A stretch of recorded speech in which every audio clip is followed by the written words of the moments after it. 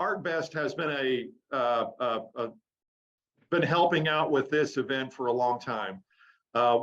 What about this event appeals to ArcBest in order to come up with the amount of money you all raise and the number of members that are involved in your team? Well, we know that about 60,000 Arkansans have been diagnosed with Alzheimer's, and there are about approximately 90,000 people that are their caretakers. And so this is a cause to a lot of people's hearts. And ArcBest has a team of about 60 people currently, and our goal this year is to reach $10,000. Last year, we were able to raise 8. And so currently we're at 65% of our goal. So we got together to try to come up with a good fundraiser to get our employees excited about raising money this year. And so I reached out to my good friend, Ryan Harmon, and he decided to donate his time and talent to the cause. So Ryan, what makes this so special for you to come to Fort Smith and perform that night? Well, just on a selfish note, I've always loved playing in Fort Smith, and I haven't been able to in probably 3 or 4 years. So I've really been itching to get back. And this couldn't have been a better opportunity to do that, because CJ and I have been for a long time, and she's truly one of the most caring, hardworking, genuine people I've ever had the pleasure to know. So anything that she puts her name on, I want to be part of it. What are you looking forward to that night?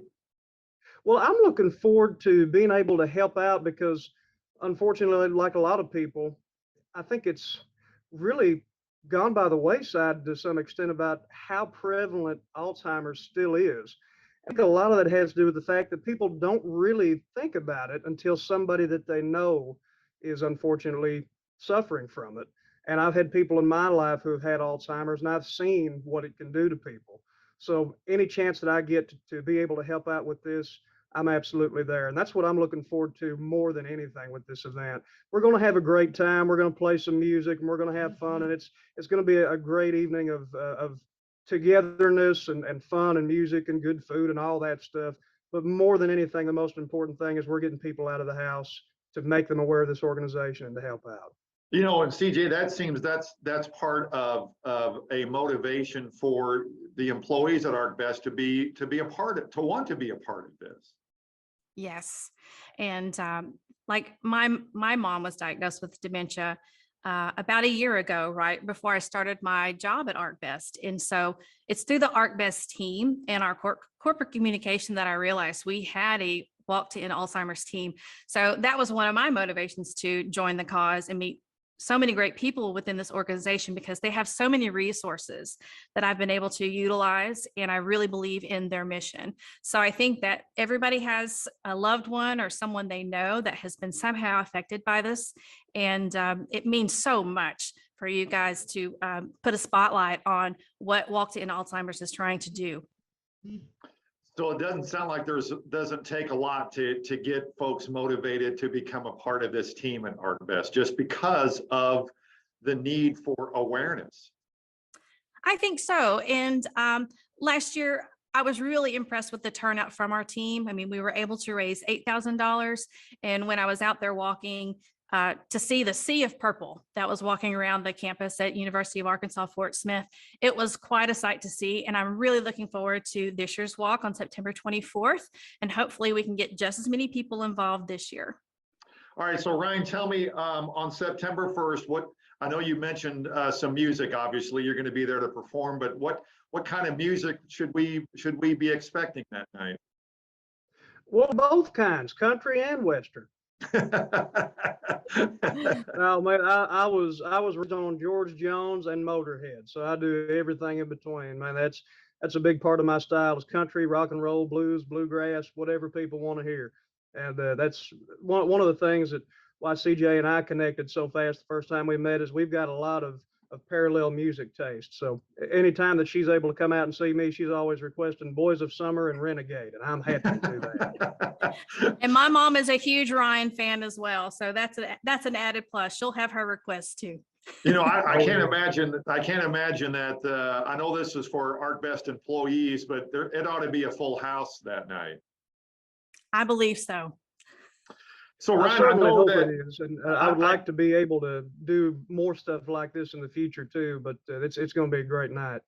So I know that COVID kind of put well, a wrench into everybody's lives, but I know you were headed to Nashville right before COVID hit. What's the status now? Where is your career taking you right now? You know, that's the coolest thing about it is during that time when everybody was kind of stuck in a position where they were having to do some self-discovery, and certainly I was in a position where I thought that the real job path was going to be what I took for the rest of my life. And it turns out that the thing people to tell you to have a backup plan for ended up being the backup plan for me that worked. And music really was the path that I needed to take at that time. So to go full time, literally like 4 weeks before the COVID shutdown, it was a really scary time. And I did a lot of self-discovery, but the coolest thing that I found in all of that was Arkansas. And we've really got something that no other place has. And I'm not trying to be corny. The music scene here has gotten so much better in the past 2 or 3 years, and it's healthier than I have ever seen it before. You couldn't have made a living just in Arkansas like this even 3 or 4 years ago. It wasn't possible. Now there are places like there's a club in Conway I play all the time. They have music 7 nights a week. Nobody else does that. It didn't happen years ago. And the one thing that you can do in Arkansas that, with all due respect, you can't do in Nashville is you can do whatever you want and play the music that's true to you. A lot of clubs in Nashville, I understand why they do it, but a lot of those places just want the very most popular covers. They don't want you to play the stuff that you wrote. They don't want you to go off and say, well, here's my favorite Larry Sparks tune that the Judds covered back in the 90s. It's called John Deere Tractor. Now, they don't want to hear that. They want Sweet Home Alabama, Whiskey Glasses, Tennessee Whiskey. And so my buddy Sharp Dunaway actually put it in perspective for me one day whenever I was still kind of struggling about, do I need to move or do I need to stay here? Because things are going really well in Arkansas and I'm busier than I've ever been. He said, well, I'll put it to you this way. Do you want to move to Nashville and sing Tennessee Whiskey, or do you want to stay in Arkansas and sing Tennessee Whiskey? And I think I'd rather stay in Arkansas right now because I can do a lot more than just that here. CJ, there's little doubt that this is going to be a successful night on September 1st now.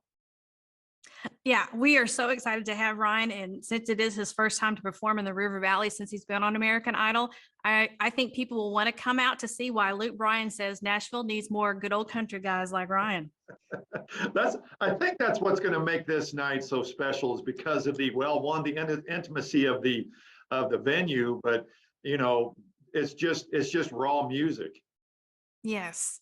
And I think that the patio experience, being outside and just having that connection with Ryan, I think it's just going to be a really great event, and we can get our information out there so we can try to encourage people to just not only support the cause, but also to maybe have their own walk that they can start for themselves.